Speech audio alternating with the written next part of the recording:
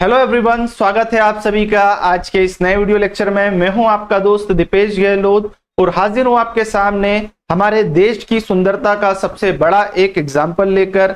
देश की सुंदरता बोली जाए, देश में अभिव्यक्ति की आजादी बोली जाए, इसे क्या कहा जाए, इसके ऊपर सवाल खड़े होते हैं। हालांकि हाल ही में हमारे लोकसभा चुनाव 2024 कंप्लीट हुए हैं। 7 चरणों में होने वाले इस चुनाव के अंतर्गत अंततः बहुमत में कोई सी पार्टी नहीं आ पाई है। बीजेपी ने भी बहुमत में सीट प्राप्त नहीं करी और कांग्रेस और जो इंडिया अलायंस था उसने तो बीजेपी से भी कम सीटें प्राप्त करी। ऐसे कायस लगाए जा रहे हैं कि यहाँ पर एनडीए का गठबंधन काम करेगा, एनडीए यहाँ पर अपनी तरफ से क्या करेगा, सरकार बनाएगा। फिलहाल की स्थिति में हम हमारे देश की जो क्या बोला जाए, अभिव्यक्ति की आजादी बोला जाए या हमारे देश की सुंदरता बोला जाए, उसके ऊपर चर्चा करने आया। एक ऐसा व्यक्ति जो देश विरोधी गतिविधि करता है, देश के टुकड़े करने के प्रयास करता है, जिसके ऊपर एनएसए लगा हुआ है। एनएसए ऐसा कानून है जो देश विरोध करने पर, देश में आतंकवादी गतिविधियां संचालित करने पर व्यक्ति के ऊपर लगाया जाता है। ऐसे ही एक कृत्य का आरोपी जिसका नाम है अमरिंदर पाल सिंह चुनाव लड़ता है और चुनाव जीतकर हमारे सामने यहाँ पर खड़ा हो जाता है। अब यहाँ पर हमारे सामने प्रश्न खड़े होते हैं कि ये हमारे लोकतंत्र की खासियत है क्या, ये हमारे देश की स्वतंत्रता है, ये हमारे देश में अभिव्यक्ति की आजादी है क्या, कि ऐसे भाषणबाजी करने वाले, देश को तोड़ने वाले इस व्यक्ति को यहाँ पर जनता ने जिता दिया है। कल को यही अब हमारे सामने संसद में बैठेगा क्या, कल को यही हमारे सामने जनता के जो भी परेशानी है उनको सुनेगा क्या, तो ये सही करेगा या गलत करेगा, अब बात इसके ऊपर आ जाती है। इसने शुरुआती समय में एक प्रीस्ट के रूप में अपनी क्या करी, प्रसिद्धि हासिल करी। मतलब धर्म को बढ़ाने वाले, धर्म के उपदेश देने वाले व्यक्ति के रूप में इसने काम करा और इसी के आधार पर यह चुनाव जीतता है। क्या pressure influencer ideologist mister Amrinder Pal Singh had to Waris Punjab De party से बिलोंग करते थे और फिलहाल यहाँ पर खबर निकल कर आई है, in jail Amrinder Pal Singh and engineer Rashid get elected can they take oath. यहाँ पे दो व्यक्ति हैं, एक है अमरिंदर पाल सिंह और एक कश्मीर में रहने वाला क्या, एक राशिद नाम का व्यक्ति। उसके ऊपर भी एनएसए लगा हुआ है। दोनों ही व्यक्ति के ऊपर देश विरोधी कानून लगे होने के बावजूद यहाँ पर ये देश में चुनाव में खड़े कैसे हो गया, प्रश्न हमारे सामने खड़ा होता है। क्या ये हमारे कानून की कमी है, या बोला जाए तो एक किस प्रकार से ये व्यक्ति समाज में आए हैं, समाज में आने के बाद में खड़े होते हैं पूरी तत्परता के साथ में और उसके बाद में सामने वाले अपोनेंट को हराते हैं और जीत कर आते हैं। क्या इन्हें वोट देने वाली जनता बेवकूफ है क्या, प्रश्न इसके ऊपर भी खड़ा होता है। कौन है अमरिंदर पाल सिंह, तो अमरिंदर पाल सिंह को समझ लेते हैं थोड़ा सा। 2012 के अंदर ये व्यक्ति दुबई गया था, दुबई के अंदर इसने अपना कुछ काम धंधा करा। 2022 में ये दुबई से वापस लौटा। दुबई से वापस लौटने के बाद में इसने फिर 2023 में चर्चा में आया। 2022 में दुबई से आने के बाद इसने एक समूह था जिसका नाम है वारिस पंजाब दे एक समूह था जिसने जो गणतंत्र दिवस है 26 जनवरी को होने वाली परेड में लाल किले के ऊपर जाके खालिस्तान का झंडा फहरा दिया था। उस ग्रुप का जो प्रमुख व्यक्ति था, उस व्यक्ति की मृत्यु के बाद में उस ग्रुप का प्रमुख अमरिंदर पाल सिंह को बना दिया गया था। वारिस पंजाब दे करके जो समूह, उस समूह के अंदर जब ये क्या हो जाता है, एंटर हो जाता है, उसके बाद इसकी गतिविधियां बढ़ जाती है। प्रमुख रूप से ये खालिस्तानी सपोर्टिव व्यक्ति है, खालिस्तान का समर्थन करता है, देश विरोधी नारा लगाता है। 2022 के अंदर ये सितंबर में दुबई से लौट आया और सितंबर में ही उसने वहां पर वारिस पंजाब दे दल को मुखिया बनाया गया।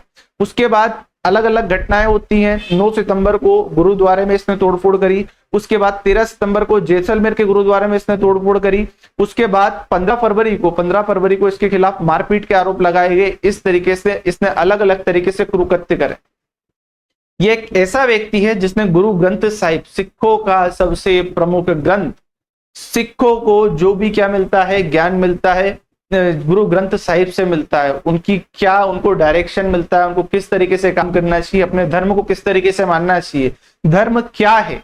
गुरु नानक देव की जो शिक्षाएं हैं, सारी चीजें गुरु ग्रंथ साहिब में संकलित, और भी जो उनके अलग अलग गुरु हैं उनके द्वारा दी गई शिक्षाएं गुरु ग्रंथ साहिब में संकलित है। अब ये ऐसा व्यक्ति है जो गुरु ग्रंथ साहिब को हाथ में लेकर आगे चलता है ताकि कोई व्यक्ति मेरे ऊपर अटैक ना कर दे। मेजोरिटी अगर पंजाब में आप जा रहे हैं तो पंजाब के अंदर आपके ऊपर कोई भी व्यक्ति ऐसे आगे से आके हमला नहीं करेगा अगर आपके हाथ में इस तरीके का कोई बुक हो, कोई ऐसी धार्मिक किताब। इसने एक व्यक्ति को छुड़वाने के लिए जेल के ऊपर हमला करा और जेल पे हमला कर रहा है तो अपने पीछे अपने संख्याओं में 100-200 समर्थकों को साथ में लेके चल रहा है, जिनके हाथ में नंगी तलवारें हैं, डंडे हैं, हथियार हैं, और उसके साथ में गुरु ग्रंथ साहिब को लेकर आगे बढ़ रहा है कि कोई भी व्यक्ति मुझे गुरु ग्रंथ साहिब के कारण अटैक नहीं करेगा। इसने पुलिस थाने में जाकर तोड़फोड़ करी, वहां पर हमला करा और वहां पे जो इस व्यक्ति के लिए गया था उस व्यक्ति को छुड़ाया। इस प्रकार के कृत्य करने वाला ये व्यक्ति, वाकई में जनता मूर्ख होती है क्या? यह हमें अयोध्या में भी देखने को मिला है। राम मंदिर बनवाने पर पूरी तरीके से 500 साल का जो वनवास था उस वनवास को काटने के बाद श्री राम का मंदिर बना है, और उसी क्षेत्र विशेष के अंदर अयोध्या में लोगों ने क्या करा है, इस व्यक्ति को हरा दिया।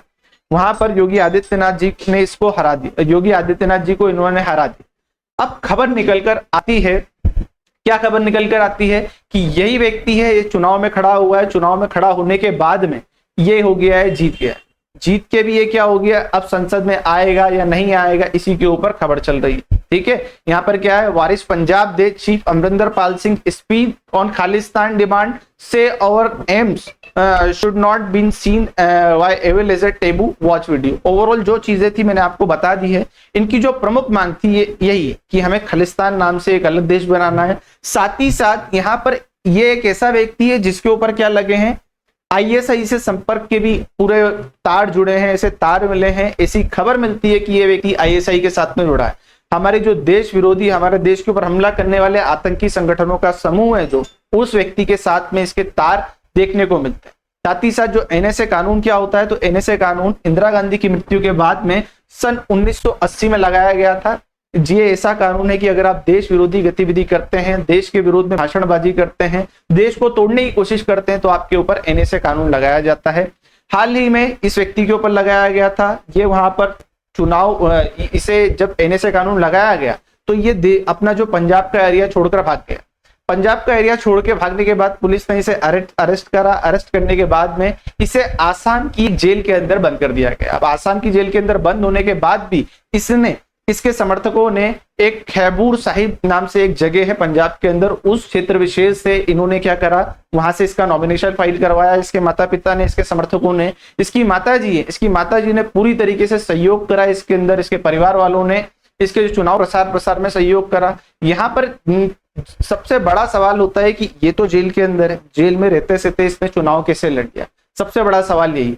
तो दो शब्द होते हैं, एक होता है आरोपी, ठीक है, एक होता है आरोपी और एक होता है दोषी। मैंने कोई कृत्य कर दिया है, मैंने कोई सा कानून तोड़ दिया है, तो ये मुझ पर आरोप लगा है कि मैंने किसी को मार दिया, ये आरोप लगा है। जब तक ये सिद्ध नहीं हुआ तब तक मैं उसका आरोपी, जब ये सिद्ध हो जाएगा तो मैं उसका दोषी कहलाऊंगा।